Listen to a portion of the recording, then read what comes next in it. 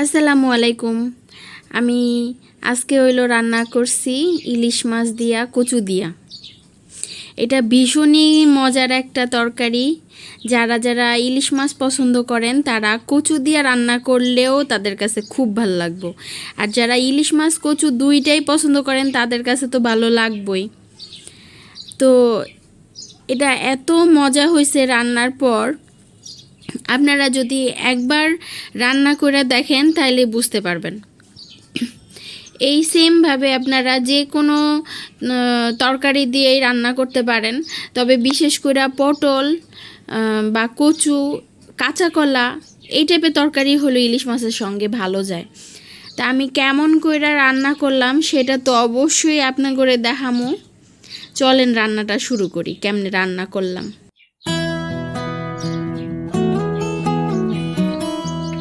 তো আজকে আমি ইলিশ মাছগুলা একটু ভাইজা নিমু, হালকা কইরা ভাইজা নিমু।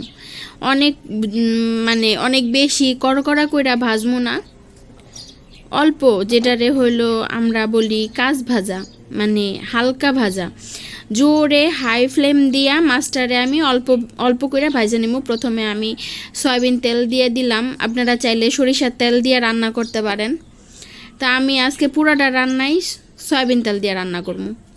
তো প্রথমে মাছগুলারে আমি সুন্দর করে পিস পিস করে কাইটটা হলুদ লবণ মাখায় রাখছি। মাখায়া তারপরে হইলো ফ্রাই প্যান গরম করতে বসাইছি। তেলটা গরম হয়ে যাওয়ার পরে আমি এখানে মাছগুলা আমি যেভাবে হাতে দিয়ে দিতেছি, আপনারা আবার আমার মতন হাত দিয়ে দিতে যাবেন না, আপনারা চামচ দিয়েন। আমার মতন মাতুবুরি করার কোনো দরকার নাই, পরে হাতটা পুড়ে যাব, শেষে আমার দোষ দিবেন। আপনারা চামচ দিয়েই দিয়েন। পরে যখন চুলাটা কিন্তু হাই ফ্লেম দেওয়া, আমি মাছগুলা এরকমের লাল লাল হয়েছে পরে উঠায় ফেলতেছি। এইভাবে সবগুলা মাছ আমি ভাজে নিছি।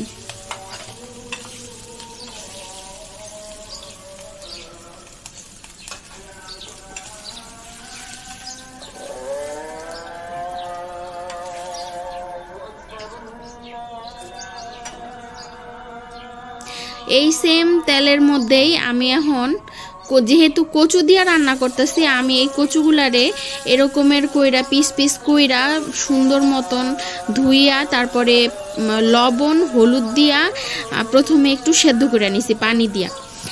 আলু যেভাবে সেদ্ধ করে ওরকম বেশি করে পানি দিয়া লবণ আর অল্প পরিমাণ লবণ আর অল্প পরিমাণ হলুদ দিয়ে তারপরে সেদ্ধ করে লইবেন।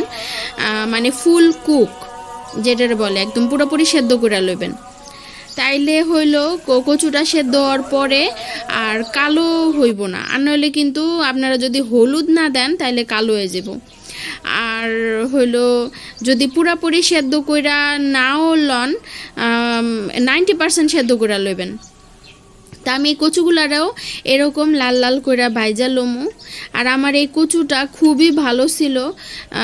সচরাচর কচু হলো সেদ্ধ করার পরে নরম হয়, কিন্তু আঁশ থাকে, সহজে ভাঙে না। কিন্তু এই কচুটা একদম আলুর মতন হয়েছিল। আমি সেদ্ধ করার পরে যখন চেক করছি তখন দেখছি একদম ভাঙ্গা যাইতেছে, এরকম অবস্থা। খুবই ভালো ছিল। তো আমি এই কারণে হইলো বলবো আপনাদের যে আপনারা হলো সেদ্ধ করার সময় একটু চেক করে লইবেন যে কচুটা কেমন হয়েছে। বেশি অতিরিক্ত সেদ্ধ করলে কিন্তু আপনারা রান্না করতে আর পারবেন না, একদম ভর্তা হয়ে যাব। তো আমি ওরকম লাল লাল কইরা সবগুলা কচু ভাজা লইছি। তা আমার কচুগুলা ভাজা শেষ হয়ে যাওয়ার পরে আমি হইলো চলে আসলাম মেইন রান্নায়। এখানে কড়াইয়ের মধ্যে পরিমাণ মতন তেল দিয়া লইছি। ফ্রাই প্যানে যে তেল দিছিলাম সেগুলো তো মাছ ভাজার কচু ভাজাই শেষ হয়ে গেছে। তা আমি এখানে রান্না করবো হইলো এই পেঁয়াজটা হইলো চপ করে, মানে ব্লেন্ড করতে দিলে, ব্লেন্ডারে ব্লেন্ড করতে দিলে দেখবেন 2 বার বা 3 বার আর স্টার্ট করলে এরকমের গুঁড়া গুঁড়া হবে, মানে মিহি হইব না। আপনারা এইভাবে আদা বাটা যেটারে বলে এভাবে করে আপনারা পাটাও বাইটা লইতে পারেন। আমি ব্লেন্ডারে এটা কইরা লইছি। এইভাবে কইরা লইলে হইলো যেমন হইলো পেঁয়াজটা ঝোলের সাথে অনেক সময় কুচি করে দিলে ঝোলের সাথে মিশে না, মানে পেঁয়াজ একদিকে থাকে, ঝোল আর একদিকে থাকে, তরকারি আর একদিকে থাকে, কারোর লগে কারোর সম্পর্ক থাকে না। এই কারণে চিন্তা করছি একেবারে আদা বাটা কইরা তারপরে দিমু, সম্পর্ক ঝোলের লগে থাকবো না। পরে শেষে আমি এরকম করে দিলে হয় কি, পেঁয়াজটা মনে করেন আপনার ভাইজা তারপরে মশলা কষাইয়া পেঁয়াজটা গালানোর টেনশন থাকে না। আদা বাটা কইরা দিলে সুন্দর ঝোলটা ঘন হয়ে যায়, মশলাটাও তাড়াতাড়ি কষানি হয়ে যায়। আর বাইটা দিতে যাবেন না, বাইটা দিতে গেলে হয় কি পেঁয়াজটা কষায় আগে, মানে পেঁয়াজটা কষাইতে কষাইতে পেঁয়াজের কাঁচা ভাবটা সহজে যাইতে চায় না। বাইটা পেঁয়াজ দিতে গেলে সেক্ষেত্রে কষাইতে একটু বেশি সময় লাগে, আর এইভাবে দিলে কষাইতে কম সময় লাগে। তা আমি এখানে অল্প পরিমাণে হলুদ আর লবণ দিয়া দিতাছি, কারণ একটাই মাছ আর কচু যেহেতু আমি ভাইজা লইছি, কচুটা ভাজার সময়ও কিন্তু উপর দিয়ে আমি একটু লবণ ছিটাই দিছিলাম, আর মাছ তো হলুদ লবণ মাখানোই ছিল। সেই কারণে হলো তরকারিতে আপনারা বুইঝা তারপরে হলুদ লবণ আর ঝালটা অবশ্যই আপনাদের টেস্ট মতন যে যেমন ঝাল খান অমনি কইরা ঝাল দিবেন। আর আমি এখানে 1 চা চামচ জিরা গুঁড়া দিয়ে দিলাম। আমি আর কোনো মশলাই দিব না, ইলিশ মাছের তো তেমন সচরাচর মশলা যায় না, কিন্তু যেহেতু আমি কচু দিয়ে রান্না করতেছি আপনারা চাইলে এখানে 1/2 চা চামচ রসুন বাটা দিতে পারেন, কিন্তু আজকে আমি আর কোনো মশলাই দিলাম না।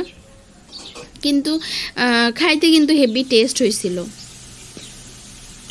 রসুন বাটা না দেওয়ায় খুব একটা পার্থক্য হয় নাই। তো মশলাটা এরকমের কষানো হয়েছে পরে আমি আপনাদেরকে একটা কথা বলি, সেটা হলো মশলাটা যখন এরকম কষানি হয়ে যাব তখন আপনারা হলো কচুটা এই মশলার মধ্যে সুন্দর করে কষাই লইবেন, কোনো পানি টানি দিবেন না, পানি ছাড়াই সুন্দর করে কষাই লইবেন। যে মশলার মধ্যে যতটুক পানি আছে ততটুক পানিতেই কচুটা যতটুক কষানো হয়। কিন্তু আমার এখানে যেহেতু আমার কচুটা একদম আলুর মতন কষাইতে, যদি আমি মশলার মধ্যে দিয়া আলাদা করে কষাইতে যাই তাহলে একদম কচুর ডাইল হয়ে যাব, আস্ত থাকবো না। এই ভয়ে আমি আর কষালাম না। কিন্তু আপনারা অবশ্যই এই মশলাটার মধ্যে কচুটারে 1 মিনিট বা 2 মিনিট একটু কষাই লইবেন, তাইলে এটা খাইতে আরও বেশি টেস্ট পাইবেন। আমি তো বলেই দিলাম কেন আমি কষাইতে পারলাম না। যাই হোক, তো এখানে আমি একসাথেই ঝোলের পানি দিয়ে দিলাম, যেহেতু লাড়াচাড়া করা যাইব না, মানে ওই গ্রেভিটা মশলাটা যে ঘন হয়ে গেছে ওটার সাথে আমি এই মাছ কচু এগুলা মিশাইতে পারতেছিলাম না। এই কারণে আমি একবারে বেশি করে ঝোল, বেশি আবার দেই নাই, মাখা মাখা কইরা ঝোলের পানি দিয়ে দিচ্ছি। একদম বেশি দিলে দেখা যাইব যে ঝোলটা শুকাইতে বা ঝোলটা আমি যেমন চাইতেছি ওমন করতে গেলে একদম কচুটা মাছটা ঘাটা মানে ডাইলের মতন হয়ে যাব, এটা তো আর করতে দেওয়া যাব না। যেহেতু একদম আমি মনে করেন লাটতে লাটতে আপনারা তো দেখতেই পাইতেছেন, মাছ উল্টানোর চেয়ে বেশি ভয় পাইতেছে আমি কচু লইয়া। কচু না আবার মানে ভাঙ্গা ভাঙ্গা হয়ে যায়, এমন সাবধানে করে লাটতে হইতেছে। সব কচু তো আর একরকম না, তো আপনারা মশলাটার সাথে কচুটারে সুন্দর মতন মানে একটু ভুনা ভুনা কইরা, পানি ছাড়াই ভুনা ভুনা কইরা তারপরে ঝোলের পানি দিয়ে ইলিশ মাছটা দিয়ে দিবেন।